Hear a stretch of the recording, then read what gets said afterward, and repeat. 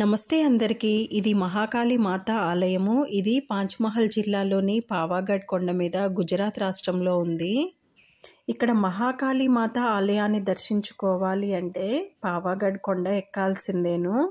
So అందుకు గాను మనం కొండైనా ఎక్కొచ్చు, లేకపోతే రోప్ వే అయినా యూజ్ చేసుకోవచ్చు.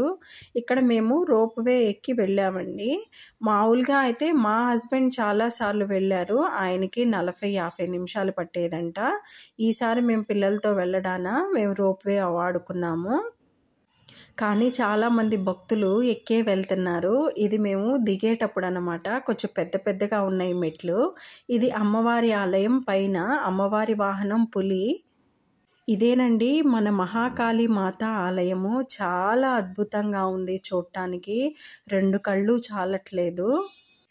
ఇది ఒక శక్తిపీఠంగా అందరూ పూజిస్తూ ఉంటారు. ఇంతకీ శక్తిపీఠం అంటే అందరికీ ఐడియా ఉందని అనుకుంటున్నాను. ఏమీ లేదు. మన ఆదిపరాశక్తికి ఉన్న వివిధ శక్తి రూపాలను పూజించే ప్రదేశాలనే శక్తిపీఠాలు అంటారు.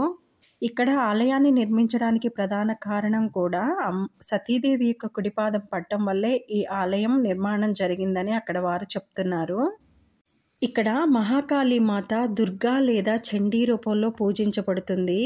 ఆలయంలో 3 దేవతల విగ్రహాలు ఉన్నాయి.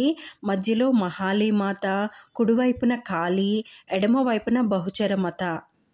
బహుచర మత అనగానే ఆవిడ కూడా బహుచర మత దేవత అండి. ఆమెను హిజ్రా సమాజ శ్రేయస్సు కోసం పూజిస్తూ ఉంటారు.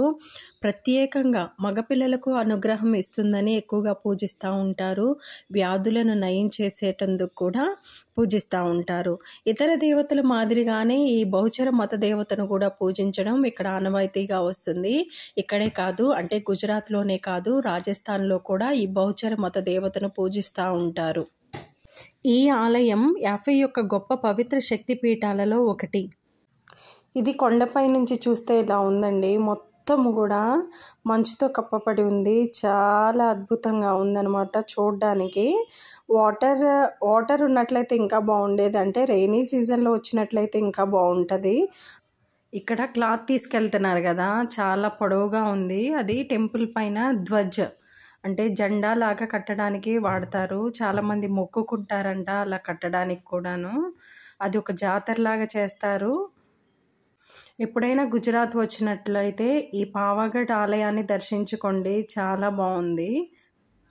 అలాగే కొండ దిగాక ఈ ఫుడ్ అవైలబుల్గా ఉందండి. ఈ ఆలయాన్ని దర్శించుకోవడానికి హిందువులతో పాటు జైన మతస్థులు కూడా వస్తూ ఉంటారంట. నాకైతే కొన్ని చోట్ల ముస్లిమ్స్ కూడా కనిపించారు. అమ్మవారిని దర్శించుకోవడానికి అందరూ వస్తున్నారు.